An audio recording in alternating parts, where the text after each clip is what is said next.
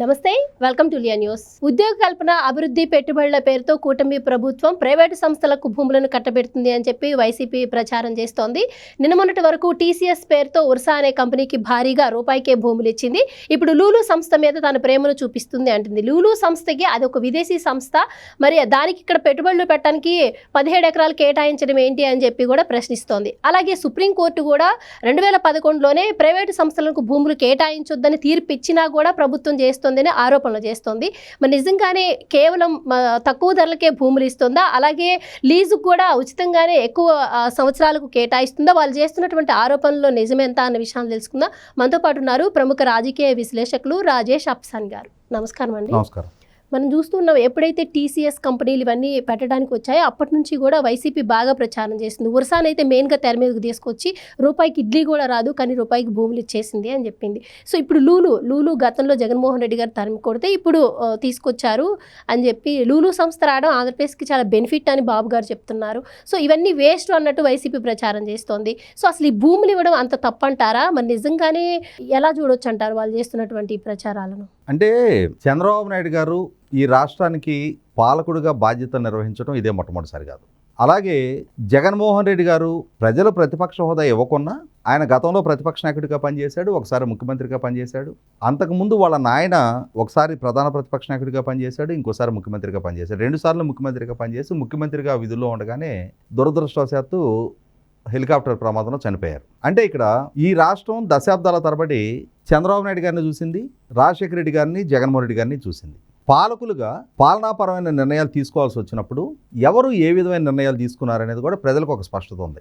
ముఖ్యమంత్రి హోదాలో రాష్ట్ర ప్రజల క్షేమం కోరి, రాష్ట్ర యువతకి ఉపాధి కల్పన దిశగా, రాష్ట్రానికి సంపద సృష్టి కారకమైన పెట్టుబడులు రప్పించే విషయంలో చంద్రబాబు నాయుడు గారు ఏ విధానాలు అవలంబించారు, రాజశేఖర రెడ్డి గారు ఏ విధానాలు అవలంబించారు, జగన్మోహన్ రెడ్డి గారు ఏ విధానాలు అవలంబించారనేది మనకి కళ్ళ ముందు చాలా లైవ్ ఎగ్జాంపుల్స్ ఉన్నాయి. మనం దృష్టాంతాలు అంటాం, కళ్ళ ముందు చాలా కనిపిస్తూ ఉన్నాయి. ఒక్కసారి ఇవాళ అభివృద్ధి పేరిట, ఉపాధి కల్పన పేరిట చంద్రబాబు నాయుడు గారు భూముల సంతర్పణ చేస్తున్నారు అని చెప్పని ఆరోపిస్తున్న వైసీపీ పార్టీ చేస్తున్న ఆరోపణలో హేతుపద్ధతి ఏంటి? చంద్రబాబు నాయుడు గారికి అధికారం దక్కినప్పుడల్లా ఆయన ఇదే విధానాన్ని అవలంబిస్తూ ఉంటారా? ఒకసారి ఆయన ట్రాక్ రికార్డు చూద్దాం మనం. చంద్రబాబు నాయుడు గారి ద్వారా ఇవాళ మనం ఉన్న హైదరాబాద్లో చాలా విద్యా సంస్థలు నెలకొల్పబడ్డాయి. ఇవాళ ప్రపంచానికి వ్యాక్సిన్ రాజధానిగా హైదరాబాదు మలచడానికి కారకమైన జీనోమ్ వ్యాలీ ఆయనే రూపకల్పన చేశారు. మరి ఆ రోజున బయోటెక్నాలజీ పార్కు జీనోమ్ వ్యాలీ అని చెప్పని నామకరణం చేసి ఆయన దాన్ని కాన్సెప్ట్లైజ్ చేసినాడు. నాటి కాంగ్రెస్ ఈ జగన్మోహన్ రెడ్డి గారు నాయన ప్రతిపక్ష హోదాలో ఉన్న రోజున ఆయన కూడా ఇలాగే విమర్శలు చేశాడు. కానీ కాలం గడిచే కొద్దీ ఆ జీనోమ్ వ్యాలీ విశిష్టత ఏంటి అనేది ప్రపంచానికి రుజువైంది.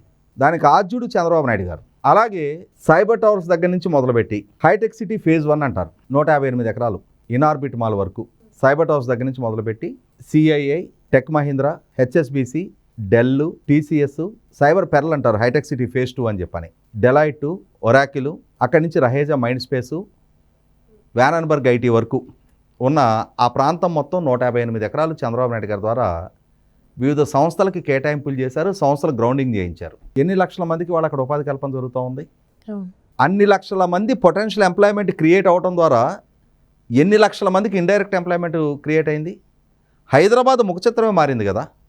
ఆ తర్వాత ఆయన ద్వారానే ISB, Microsoft, Wipro, Polaris, Infosys లాంటి క్యాంపస్లన్నీ ఆయన హయాంలోనే గ్రౌండింగ్ అయినాయి. ఫైనాన్షియల్ డిస్ట్రిక్ట్ ఇవాళ కొన్ని లక్షల మందికి ఉపాధి కల్పన చేస్తూ ఉన్న దాన్ని ఆర్థిక జిల్లా అన్నారు. ఫ్రాంక్లిన్ టెంపుల్టన్, ఇటువంటి సంస్థలన్నీ ఆయన హయాంలోనే గ్రౌండింగ్ అయినాయి. దాని ఇంపాక్ట్ ఎన్ని లక్షల మందికి ఉపాధి కల్పన జరిగింది? ఇక్కడ ఒక కేస్ రిఫరెన్స్ చెప్తాను నేను. ఇప్పుడు ఐఎస్బికి ఆపోజిటు బోల్డర్ హిల్స్ పక్కన ఇన్ఫోసిస్ క్యాంపస్ ఉంటుంది, 50 ఎకరాలు. ఆ 50 ఎకరాలు ఇన్ఫోసిస్ సంస్థకి కేటాయింపు చేసేనాడు చంద్రబాబు నాయుడు గారు పెట్టిన కండిషన్ ఏంటి అంటే, ఎకరానికి 500 మంది చొప్పున ఈ క్యాంపస్లో మీరు 25,000 మందికి ఎంప్లాయ్మెంట్ క్రియేట్ చేయాలి అని చెప్పని కండిషన్తో భూమి ఇచ్చారు. ఇవాళ క్యాంపస్లో 35,000 మంది పనిచేస్తున్నారు ఆ ఒక్క సింగిల్ క్యాంపస్లో. మరి దాని పక్కనే పుల్లెల గోపిచంద్ బ్యాడ్మింటన్ అకాడమీ, ఆ బ్యాడ్మింటన్ అకాడమీకి భూమి కేటాయించినాడు కూడా ఆ రోజు కూడా ఇదే విమర్శలు. వాస్తవంగా ఒక తెలుగువాడు భారతదేశంలో ప్రకాష్ పడుకునే తర్వాత ఆల్ ఇంగ్లాండ్ బ్యాడ్మింటన్ ఛాంపియన్షిప్ గెలుచుకున్న రెండో క్రీడాకారుడు పుల్లెల గోపిచంద్. సో ఆయనకున్న నైపుణ్యాన్ని, అనుభవాన్ని భవిష్యత్తు తరాలకి వినియోగించాలి. పుల్లెల గోపీచంద్ లాంటి ఇంకా 10 మంది క్రీడాకారులని తను తయారు చేయాలి అనే ఒక ఉద్దేశంతో చంద్రబాబు నాయుడు గారు ఆయన ప్రోత్సహించి నువ్వు అకాడమీ ఏర్పాటు చేయి, నీకు నేను భూమి ఇస్తున్నా అని చెప్పని భూమి ఇచ్చారు. ఆ రోజు కూడా ఇదే విమర్శలు చేశారు, రియల్ ఎస్టేట్తో లెక్కేశారు. కానీ ఆ అకాడమీ నుంచి సైనా నెహ్వాల్, పివి సింధు లాంటి ఒలింపియన్స్ తయారయ్యారు, కిడాంబి శ్రీకాంత్ లాంటి ఒలింపియన్స్ తయారయ్యారు. భారతదేశానికి పథకాలు తీసుకొచ్చారు, ప్రపంచ ఛాంపియన్లు ఆవిర్భవించారు. వీళ్ళలాగానే సంకుచితంగా రియల్ ఎస్టేట్ ధరలతో లెక్కేస్తే భారతదేశానికి అటువంటి ఛాంపియన్లు అందించే ఆస్కారం ఉండేదా? ఆ తర్వాత Gachibowli sports complex, national sports జరిగినప్పుడు అక్కడ ఇవాళ ఉన్న గచ్చిబౌలి స్టేడియం కానీ, కోట్ల విజయభాస్కర్ రెడ్డి స్టేడియం కానీ, సరూర్ నగర్ స్టేడియం కానీ, వీటినన్నిటినీ కళ సాకారం చేసింది చంద్రబాబు నాయుడు గారు. ఒక అద్భుతమైన క్రీడా ఇన్ఫ్రాస్ట్రక్చర్ ఆయన హైదరాబాద్ క్రియేట్ చేస్తే, తర్వాత పరిపాలన చేసిన దశాబ్ద కాలం పాటు పరిపాలన చేసిన వీళ్ళ నాయన హయాంలో ఆ గచ్చిబౌలి స్టేడియంలో కాంగ్రెస్ ప్లేనరీ పెట్టారు, పెళ్ళిళ్ళకు వాడారు. కేసీఆర్ గారి ప్రభుత్వ హయాంలో అక్కడ రాక్ షోలు జరిగినాయి, స్పోర్ట్స్కి మళ్ళీ వినియోగించాల, స్పోర్ట్స్ ప్రమోషన్కి ప్రయత్నాలే చేయలేదు తర్వాత ప్రభుత్వాలు. పదే పదే చంద్రబాబు నాయుడు గారిని ఐఎంజీ భారత్కి భూమి కేటాయింపు చేయటం ఒక కుంభకోణం అని చెప్పని ఆరోపిస్తూ ఉంటారు. వాస్తవంగా ఆ రోజు చంద్రబాబు నాయుడు గారు చేసిన ప్రయత్నం, ఐఎంజీ అనేది ప్రపంచ ప్రఖ్యాతిగాంచిన స్పోర్ట్స్ ట్రైనింగ్ ఇన్స్టిట్యూట్, ఫ్లోరిడా టాంపాలో ఉంటుంది అది. ఆ సంస్థని భారతదేశానికి తీసుకొచ్చి ఇవాళ మనకన్నా చిన్న చిన్న దేశాలు కూడా ఒలింపిక్స్లో అద్భుతమైన ప్రతిభా పాఠవాలు ప్రదర్శించి వాళ్ళు పథకాలు గెలుస్తూ ఉన్నారు. కానీ భారతదేశం క్రీడా రంగంలో వెనకబడుతుంది కాబట్టి మూలాల్లో నుంచి క్రీడాకారులకి తర్ఫీదు ఇవ్వాలి, ప్రపంచ స్థాయి క్రీడాకారులను తయారు చేయాలి అనే ఉద్దేశంతో ఆ రోజు ఆయన, అంటే క్రీడా రాజధానిగా హైదరాబాద్ని మలిచే లక్ష్యంతో ఆయన ఒక ప్రయత్నం చేశారు. ఆ రోజు కూడా ఇంత తక్కువ ధరకి ఇస్తారా అని, క్రీడలకి తక్కువ ధరకే ఇస్తారు, అది వాణిజ్య కార్యక్రమం కాదు. క్రీడల ప్రమోషన్ అనేది కమర్షియల్ యాక్టివిటీ కాదు, ప్రైడ్ ఆఫ్ ది నేషన్. యువతని స్ఫూర్తివంతంగా తీర్చిదిద్దగలిగే ప్రైడ్గా దాన్ని భావించాలి మనం. దాన్ని ఏదో కమర్షియల్ యాక్టివిటీ లాగా రియల్ ఎస్టేట్ ధరలతో లెక్కేసి అందులో పెద్ద కుంభకోణం అని చెప్పని ఆరోపణ చేశారు. అంతిమంగా నష్టపోయింది యువత, నష్టపోయారు, దేశం నష్టపోయింది. పుల్లెల గోపీచంద్ అకాడమీ ఒలింపియన్లను అందిస్తే ఈ ప్రయత్నాన్ని అడ్డుకోవడం ద్వారా ఇంకా మిగిలిన క్రీడల్లో కూడా ఒలింపియన్లు తయారు కాకుండా ఈ రాజకీయాలు అడ్డుకున్నాయి. ఇది చంద్రబాబు నాయుడు గారి ట్రాక్. అలాగే విభజిత రాష్ట్ర ముఖ్యమంత్రిగా చంద్రబాబు నాయుడు గారు కూడా ఆయన హయాంలో కేటాయింపులు చేసిన ప్రతి సంస్థ గ్రౌండింగ్ అయింది. చంద్రబాబు నాయుడు గారి నుంచి భూమి కేటాయింపు పొంది గ్రౌండింగ్ అవ్వని సంస్థ ఇది. ఆ సంస్థ చంద్రబాబు నాయుడు గారి ద్వారా కేటాయింపులు చేసుకొని వాటిని బ్యాంకుల్లో తాకట్లు పెట్టుకొని కుంభకోణాలు చేసిన సంస్థలే మొట్టమొదట నాడు చనిపోయిన రాజశేఖర రెడ్డి గారు, జగన్మోహన్ రెడ్డి గారు ఒక్క అంశంలో కూడా చంద్రబాబు నాయుడు గారిని తప్పు పట్టలేకపోయారు. కానీ ఇక్కడ ఇప్పుడు దాకా మనం చంద్రబాబు నాయుడు గారి ట్రాక్ మాట్లాడుకున్నాం. ఇప్పుడు రాజశేఖర రెడ్డి గారు, జగన్మోహన్ రెడ్డి గారి ట్రాక్ మాట్లాడదాం. రాజశేఖర రెడ్డి గారు వ్యాన్ పిక్ పేరిట రసల్ అల్ ఖైమా అని చెప్పని ఒక యునైటెడ్ అరబ్ ఎమిరేట్స్కి సంబంధించిన ఒక చిన్న ఐలాండ్ నేషన్ లాంటిది, వాళ్ళతో ఒప్పందం చేసుకున్నాను అని చెప్పని వాళ్ళని బూచిగా చూపించి వ్యాన్ పిక్ పేరిట 28,000 ఎకరాలు, ఎంత పెద్ద కుంభకోణం అది. ఆ 28,000 ఎకరాలు ఈ వ్యాన్ పిక్ పేరిట మ్యాట్రిక్స్ ప్రసాద్, నిమ్మగడ్డ ప్రసాద్ అంటారు, ఆయన కేటాయింపులు చేసి ఆయన చేత 800 కోట్ల రూపాయలు జగన్మోహన్ రెడ్డి సంస్థలో పెట్టుబడులు పెట్టించుకున్నాడు. ఇవాళ క్విట్ ప్రోకో. అలాగే హిందూ ప్రాజెక్ట్స్ వాళ్ళకి లేపాక్షి నాలెడ్జ్ హబ్ పేరిట 12,000 ఎకరాలు అనంతపూర్ జిల్లాలో, అది యథావిధిగానే కుంభకోణంగానే మారిపోయింది. ఇవాళ ఎన్సిఎల్టీలో వాళ్ళు దివాలా పిటిషన్ దాఖలు చేస్తున్నారు, అది కూడా క్విట్ ప్రోకో కేసుగానే ఎస్టాబ్లిష్ అయింది. వాళ్ళకి ఆ భూములు కేటాయింపులు చేశారు, వాళ్ళు జగన్మోహన్ రెడ్డి సంస్థలో పెట్టుబడులు పెట్టారు. ఆ తర్వాత బ్రాహ్మణి స్టీల్స్ కడప జిల్లాలో 10,000 ఎకరాలు కేటాయింపులు చేసి శంకుస్థాపన చేశారు. లేపాక్షి నాలెడ్జ్ హబ్ భూములు హిందూ ప్రాజెక్ట్స్ వాళ్ళు బ్యాంకుల్లో తాకట్టు పెట్టుకొని డబ్బులు తెచ్చుకున్నారు, రైతులకు ఎకరానికి 1,00,000 రూపాయలు కట్టి. అంటే ఆ భూమి కొనుగోలుకి 100 కోట్లు ఖర్చు పెడితే 1,200 కోట్ల రూపాయలు లోన్ తెచ్చుకున్నారు. అలాగే బ్రాహ్మణి స్టీల్స్కి 10,000 ఎకరాలు కట్టబెట్టారు. ఆ బ్రాహ్మణి స్టీల్స్కి ఎయిర్పోర్ట్ పేరిటికి ఒక 4,000 ఎకరాలు ఇచ్చారు. అంతిమంగా ఆ స్థలానికి కాంపౌండ్ వాళ్ళు కూడా కట్టాల. ఈ 10,000 ఎకరాలు తీసుకెళ్ళి బ్యాంకుల్లో తాకట్లు పెట్టుకున్నారు. గాలి జనార్దన్ రెడ్డి. ఆ తర్వాత ఇదే జగన్మోహన్ రెడ్డి గారు మొన్న ఈ మధ్య ఈ ఆస్తి నాది కాదు నాది అని చెప్పని తల్లి కొడుకులు ఎన్సీఎల్టీకి వెళ్ళి కేసులు వేసుకున్నారు కదా. సరస్వతి పవర్ అండ్ ఇండస్ట్రీస్ 1600 ఎకరాలు 2006లో ఈయన అక్కడ సిమెంట్ ఫ్యాక్టరీ పెడతాను అని చెప్పని వాళ్ళ నాయన ముఖ్యమంత్రిగా ఉండగా మైనింగ్ అనుమతులు పొందాడు. ఇవాళ 2025లో ఉన్నాం. ఇప్పటికి దాని చుట్టూ ప్రహరీ గోడ కూడా కట్ల. అంటే సబ్జెక్ట్ టు కండిషన్, నేను ఇండస్ట్రీ పెడతాను అంటే ఆయనకు మైనింగ్ కేటాయింపులు జరిగాయి. ఇండస్ట్రీ పెట్టలా. ఆ మైనింగ్ కేటాయింపులు చంద్రబాబు నాయుడు గారి ప్రభుత్వం రద్దు చేసింది. ఈయన అప్పటికి 8 ఏళ్ళు 9 ఏళ్ళు అయిపోయింది పరిశ్రమ పెట్టట్లేదు అని చెప్పని. ఈయన ముఖ్యమంత్రి అయినాక తాను క్యాబినెట్లో ఉండి తన కుటుంబ యాజమాన్యంలో ఉన్న కంపెనీకి తిరిగి మైన్స్ కేటాయింపులు చేసుకున్నాడు. అంటే 100 ఎకరాలు 1000 ఎకరాలు కుంభకోణాలు చేసుకున్న నేపథ్యం వీళ్ళది. ఇప్పుడు ప్రస్తుతం జనసేన ఎంపీగా ఉన్న వల్లభనేని బాలశౌరి గారికి, ఆయనకి కృష్ణపట్నం దగ్గర భూములు కేటాయించారు. అనిల్ అంబానీకి వీళ్ళ నాయన హయాంలో భూములు కేటాయింపులు చేశారు. ఏ ఒక్కటి మెటీరియల్స్ అవ్వలా, ఏ ఒక్క సంస్థ గ్రౌండింగ్ అవ్వలా. కాకినాడ SEZ పేరిట వీళ్ళ నాయన హయాంలో 10,000 ఎకరాలు సేకరణ చేశారు. అన్ని కుంభకోణాలమయమే, అన్ని ఆస్తులు అన్యాక్రాంతమే.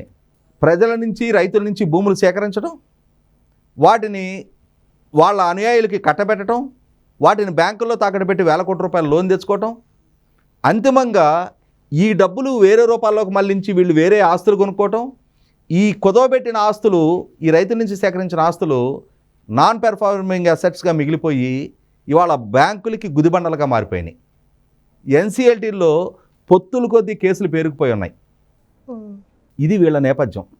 వీళ్ళు సమాజం పట్ల బాధ్యతతో, ప్రజల పట్ల బాధ్యతతో, యువత భవిష్యత్తే లక్ష్యంగా చంద్రబాబు నాయుడు గారు బాధ్యతాయుతమైన పరిపాలన చేస్తూ ఆయన హయాంలో 100కి 100 పాళ్ళు గ్రౌండింగ్ అవుతున్న సంస్థకు మాత్రమే భూమి కేటాయింపులు చేస్తూ వచ్చారు. ఆ సంస్థ ద్వారా రాష్ట్ర యువతకు ఉపాధి కల్పన జరుగుతూ వచ్చింది. ఆ ఉపాధి కల్పన ద్వారా ఆ ప్రాంత ముఖచిత్రం మారుతూ వచ్చింది. ఆ యువత ద్వారా, ఆ ఉపాధి కల్పన ద్వారా ప్రభుత్వానికి ట్యాక్స్ రెవెన్యూస్ పెరుగుతూ వచ్చినాయి. ఆయన ముఖ్యమంత్రిగా బాధ్యతలు చేపట్టే నాటికి 15,000 కోట్లు ఉన్న బడ్జెట్ 2004లో ఆయన దిగిపోయే నాటికి 1,00,000 కోట్ల స్థాయికి చేరింది. చంద్రబాబు నాయుడు గారి ట్రాక్ రికార్డు ఇవాళ కళ్ళ ముందు ఉన్న వాస్తవ రూపం. ఇవాళ 600 ఎకరాల్లో కియా ప్లాంట్ ఎస్టాబ్లిష్ చేపిస్తే ఆ ప్రాంతం ముఖచిత్రం మారిపోయింది. అటువంటిది ఇవాళ తిరుపతి సమీపంలో మొబైల్ మ్యానుఫ్యాక్చరింగ్ క్లస్టర్ కొన్ని వేల మందికి, ఫాక్స్కాన్ కానీ ఇటువంటి కంపెనీల వల్ల అక్కడ ఉపాధి కల్పన జరుగుతూ ఉంది. చంద్రబాబు నాయుడు గారి హయాంలో ఒక్క భూ కుంభకోణం జరగలేదు, ఒక్క సంస్థకు కేటాయించిన భూమి అన్యాక్రాంతం కాలేదు. ఆ సంస్థలకు కేటాయించిన భూములు మిస్యూజ్ అయ్యి అదొక కుంభకోణంగా మారిన నేపథ్యం లేదు. జగన్మోహన్ రెడ్డి గారు కానీ వాళ్ళ నాయన రాజశేఖర రెడ్డి గారి హయాంలో ఆఖరికి వీళ్ళు తిరుపతి దగ్గర మల్లవరం అని చెప్పని అక్కడ 6,000 కోట్ల రూపాయలతోటి BHEL ప్లాంట్ ఎస్టాబ్లిష్ అవుతుంది అని చెప్పని హంగామా చేశాడు వాళ్ళ నాయన. ఇప్పటికి అతిగతి లేదు. కాబట్టి వాళ్ళకి సంస్థలు ఏర్పాటు చేసిన చరిత్ర లేదు. సంస్థల పేరిట భూములు సేకరించడం, ఆ భూములని బ్యాంకుల్లో తాకట్లు పెట్టుకొని వాటి నుంచి ప్రయోజనాలు పొందడం తప్ప కుంభకోణాల నేపథ్యం, కేసుల నేపథ్యం, అవినీతికి చరిత్ర నేపథ్యం, జైలు జీవిత నేపథ్యం వాళ్ళది. ఈరోజు వాళ్ళు వచ్చి చంద్రబాబు నాయుడు గారు లూలుకి ఎందుకు కేటాయిస్తూ ఉన్నాడు, చంద్రబాబు నాయుడు ఉర్సాకి ఎందుకు కేటాయిస్తూ ఉన్నాడు, TCSకి రూపాయికి ఎందుకు కేటాయిస్తూ ఉన్నాడు.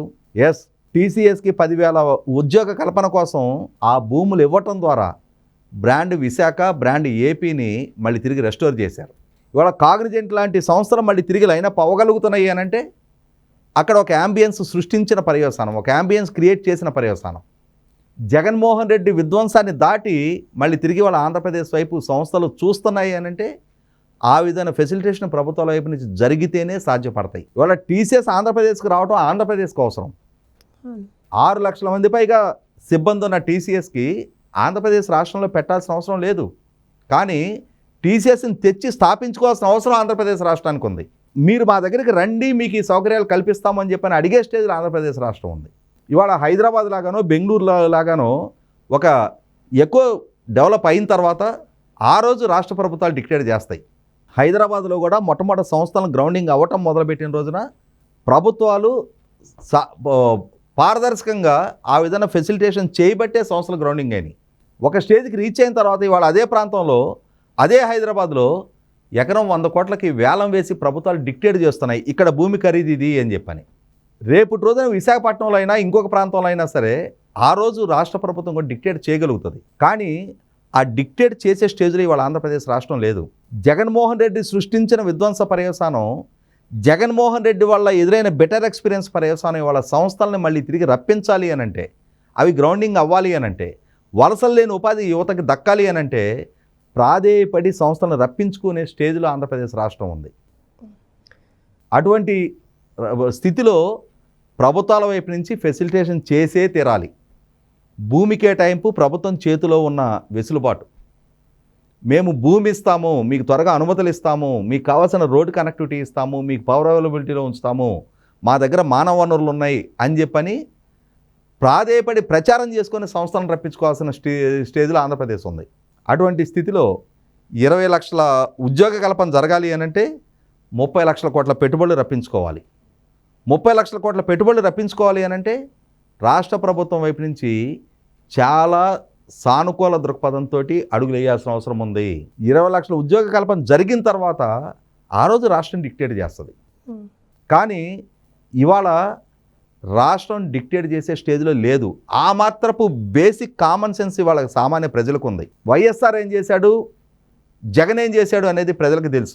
చంద్రబాబు ఏం చేశాడు, ఏం చేయబోతున్నాడు అనేది కూడా ప్రజలకు తెలుసు. కాబట్టి ఈ మిస్లీడింగు వార్తలు, ఈ తప్పుదో పట్టించే కథనాలతోటి ప్రజలను తప్పుదో పట్టించగలను అని చెప్పని వైసీపీయో, సాక్షియో, వాళ్ళ సోషల్ మీడియానో, వాళ్ళ సోకాల్డ్ పెంపుడు మేధావులు లాంటి వాళ్ళు ఎవరు ఏ విధంగా విమర్శలు చేసినా పట్టించుకోవాల్సిన అవసరం లేదు. రాష్ట్ర యువత ప్రయోజనాలు దృష్టిలో పెట్టుకున్నప్పుడు చంద్రబాబు నాయుడు గారి ప్రభుత్వం గతంలో ఆయన తీసుకున్న నిర్ణయాలు ఎంత ప్రాస్పెక్టివ్గా రాష్ట్రానికి, యువతకి, ఉపాధి కల్పనకి, సంపద సృష్టికి ఉపయోగపడ్డాయో నేటి నిర్ణయాలు కూడా వీటి ఫలాలు ఇంకొక 5 ఏళ్ల తర్వాత, 10 ఏళ్ల తర్వాత సమాజం చవిచూస్తుంది. అయితే సార్, వైసీపీ చేస్తున్నటువంటి ఆరోపణలు పక్కన పెడితే మీరు ఇందాక ఒక మాట అన్నారు, భూముల కేటాయింపు ప్రభుత్వానికి ఉన్న వెసులుబాటు అని. సో వెసులుబాటు వరకు ఓకే. ఇప్పుడు ఈ లూలుకి ఏదైతే ఇస్తుందో విజయవాడలో, విశాఖపట్నంలో, అంటే ఆర్టీసీకి కేటాయించినటువంటి భూమిని ఇప్పుడు లూలుకి ఇస్తుంది అంటాం కావచ్చు. ఇండోసోల్ కంపెనీకి సంబంధించి కూడా రైతులు చాలా ఇబ్బందులు పడుతున్నారు, అవి పట్టించుకోవట్లేదు ప్రభుత్వం అని చెప్పి అదొక ఆరోపణ కూడా వస్తుంది. అండ్ దీనికి సంబంధించి జాతీయ ప్రధాన కార్యదర్శి కూడా ఈడీ, సిబిఐ దృష్టికి దీన్ని తీసుకెళ్తాను అంటున్నారు. అండ్ సుప్రీంకోర్టు ఇందాక నేను అడిగినట్టు 2011లో ప్రైవేట్ సంస్థలకు భూములు కేటాయించొద్దని చెప్పి ఒక తీర్పు కూడా ఉంది అంటున్నారు. సో ఎలా చూడొచ్చు అంటారు, మరి ఇది ఎంతవరకు కరెక్ట్ అంటారు? ఒక అంశం గుర్తు చేసుకోవాలి మనం. అంటే హైదరాబాద్లో జరిగిన ఒక డెవలప్మెంట్ గురించి చెప్తాను నేను. ఇప్పుడు సికింద్రాబాద్ అంటే మనకి ముషీరాబాద్ నుంచి లోపలికి వెళ్తే చిలకలు కూడా ముషీరాబాద్ మధ్యలో గాంధీ హాస్పిటల్ ఉంటుంది. ఆ ప్లేస్లో ఒకప్పుడు ముషీరాబాద్ సెంట్రల్ జైలు ఉండేది. అంటే ఇప్పుడు గాంధీ హాస్పిటల్ ఉన్న ప్లేస్లో ముషీరాబాద్ సెంట్రల్ జైలు ఉండేది. ఇప్పుడు సికింద్రాబాద్ రైల్వే స్టేషన్ నుంచి ఆల్ఫా హోటల్ రోడ్లో కొంచెం ముందుకు వస్తే గాంధీ హాస్పిటల్ ఉండేది. గాంధీ హాస్పిటల్ చాలా ఇరుగ్గా ఉండేది. చంద్రబాబు నాయుడు గారు ఉమ్మడి రాష్ట్ర ముఖ్యమంత్రిగా ఉండగా ఈ జైలు సఫకేటింగ్గా ఉంది, జైలు ప్రాంగణం కూడా సరిపోవటంలా. కాబట్టి ఆయన చర్లపల్లిలో అధునాతన జైలు నిర్మాణం చేశారు. ఈ ముషీరాబాద్ జైలుని అక్కడికి షిఫ్ట్ చేశారు. షిఫ్ట్ చేసి ఈ గాంధీ హాస్పిటల్ ప్రాంగణం సరిపోవటంలా ముషీరాబాద్ జైలుని షిఫ్ట్ చేయడంతో అక్కడ విశాలమైన స్థలం దక్కింది ఆయనకి. గాంధీ హాస్పిటల్ని అక్కడికి షిఫ్ట్ చేసి 1000 పడకల అద్భుతమైన గాంధీ హాస్పిటల్ నిర్మాణం చేశారు. ఇవాళ గాంధీ హాస్పిటల్కి వెళ్తే ఎన్ని వేల మంది రోగులు ప్రతిరోజు ఆ హాస్పిటల్కి వచ్చి వెళ్తుంటారో తెలుస్తుంది. అంటే ప్రభుత్వాలు ఆ రోజు గవర్నర్పేట ఆర్టీసీ డిపో ఏర్పాటు చేసినాడు సిటీ మధ్యలో ఉంది. ఇవాళ ఆర్టీసీ డిపో మూతపడి ఉంది, అది నడవట్ల. స్థలం ఐడియల్గా ఉంది. దాన్ని కమర్షియల్గా అందుబాటులోకి తీసుకొచ్చి ఆర్టీసీకి ప్రత్యామ్నాయ స్థలం ఇస్తున్నారు. ఆర్టీసీకి వచ్చే నష్టం లేదు, ఆర్టీసీకి ప్రత్యామ్నాయ స్థలం ఇస్తున్నారు. ఇక్కడ ఈ సంస్థ ఏర్పాటు చేయడం ద్వారా ఒక కమర్షియల్ యాక్టివిటీ జరగటం ద్వారా దాంట్లో ఒక 120 షాపులు లూలు ద్వారా ఎస్టాబ్లిష్ అవుతాయి. ఇంకొక 134,000 అడుగుల స్థలం బయట వ్యక్తులకి, అంటే బయట వ్యాపార సంస్థలకు లీజుకోవడానికి వాళ్ళ ద్వారా అందుబాటులోకి వస్తుంది. అంటే ఇది లూలు ప్రైవేట్ సంస్థ కదా, 160 కోట్లు పెట్టుబడి పెడితే 306 కోట్ల విలువైన భూమిని ఎలా ఇస్తారు అని కూడా అంటున్నారు. అలా ఇవ్వడానికి కూడా ఛాన్స్ ఉంటుంది. అంటే నేను అదే చెప్తున్నా. ఇప్పుడు ఎంప్లాయ్మెంట్ క్రియేషన్ కోసం 4 ఎకరాలు 300 కోట్ల రూపాయలు అని చెప్పని సాక్షిలో రాసేస్తారు వాళ్ళు. మనం ఇందాక మాట్లాడుకున్నట్టుగా వర్షాకి కేటాయించిన భూములు కూడా ఎకరం 60 కోట్లు అని చెప్పని వాళ్ళే రాసేస్తూ ఉంటారు. ఎకరం 100 కోట్లు, 50 కోట్లు. ఇవాళ ఈ 1691 ఎకరాలు సింగపూర్ కన్సార్షియం తోటి స్టార్టప్ ఏరియా ప్రతిపాదన చంద్రబాబు నాయుడు గారు ఇప్పుడు అక్కడ మాట్లాడుతున్నారు అనగానే 1,00,000 కోట్లు స్కామ్ అని చెప్పి రాయటం మొదలుపెట్టారు. అంటే అబోత కల్పనలతోటి ప్రజలను తప్పుదో పట్టించే సమాచారంతో గతంలో ఎలా అయితే పోలవరం సవరించే అంచనాలో 25,000 కోట్ల రూపాయల స్కామ్ జరిగింది అని చెప్పని ఆరోపణ చేసి తాను అధికారంలోకి రాగానే అదే సవరించిన అంచనాలను ఆమోదించమని చెప్పని కేంద్ర ప్రభుత్వం చుట్టూ ప్రాధేయపడ్డాడు. కాబట్టి ప్రజలని తప్పుదో పట్టించే సమాచారంతో బోల్తా కొట్టించగలను అని చెప్పని 2019కి ముందు చేసిన స్ట్రాటజీనే ఇప్పుడు కూడా అమలుపరుస్తూ ఉన్నాడు. కానీ ప్రజలకు ఒక స్పష్టత ఉంది. ఇవాళ లూలు మాల్ రావటం ద్వారా ఒక 120 షాపులు అక్కడ ఎస్టాబ్లిష్ చేయడం ద్వారా షాప్కి ఒక 3-4 ఎంప్లాయ్మెంట్ దొరికింది అనుకుందాం. ఒక 400-500 మందికి ఎంప్లాయ్మెంట్ వస్తుంది కదా. 134,000 స్క్వేర్ ఫీటు బయట వ్యాపార సంస్థలకు కూడా కేటాయింపు చేయడానికి అక్కడ ఫెసిలిటేషన్ జరుగుతుంది. అంటే దాని ద్వారా సుమారుగా ఆ ఒక్క మాల్ ద్వారా ఒక 1000 మందికి ప్రత్యక్షంగా ఉపాధి దక్కడానికి ఆస్కారం ఉంది. ఇండైరెక్ట్ ఎంప్లాయ్మెంటు ఇంకొక 1000-2000 మందికి దక్కడానికి ఆస్కారం ఉంది. ఒక కమర్షియల్ యాక్టివిటీ జరుగుతుంది అక్కడ. దాని ద్వారా ప్రభుత్వానికి ట్యాక్స్ రెవెన్యూస్ వస్తాయి. రియల్ ఎస్టేట్ వాల్యూ తోటి అన్నీ లెక్కేయడానికి వీల్లేదు. ఇవాళ 20 లక్షల ఉపాధి కల్పన చేస్తామని చెప్పారు. ఈ 20 లక్షల ఉపాధి కల్పన అంటే అందరూ ఆర్టిఫిషియల్ ఇంటెలిజెన్స్ నిపుణులే ఉంటారా? లేదు క్వాంటమ్ వ్యాలీలో పనిచేయగలిగే నిపుణులే ఉంటారా? ఓ 10th క్లాసు ఇంటర్మీడియట్ ఐటీఐ చదువుకున్న వాళ్ళు కూడా ఎంప్లాయ్మెంట్ ఇవ్వాల్సి వస్తుంది. అన్స్కిల్డ్ లేబర్ ఉంటారు, ఆడపిల్లలు ఉంటారు, సేల్స్ గర్ల్స్గా పనిచేయగలిగే వాళ్ళు ఉంటారు. వీళ్ళందరూ కూడా ఎంప్లాయ్మెంట్ క్రియేట్ చేయాల్సిన అవసరం ఉంటుంది. కాబట్టి అన్ని రకాల యాక్టివిటీస్ని ప్రమోట్ చేయాల్సిన బాధ్యత ప్రభుత్వం మీద ఉంటుంది. 100కి 100 చంద్రబాబు నాయుడు గారు గతంలో ఏ విజయాలు అయితే సాధించారో దాన్ని ఇప్పుడు కూడా సాధించబోతున్నారు.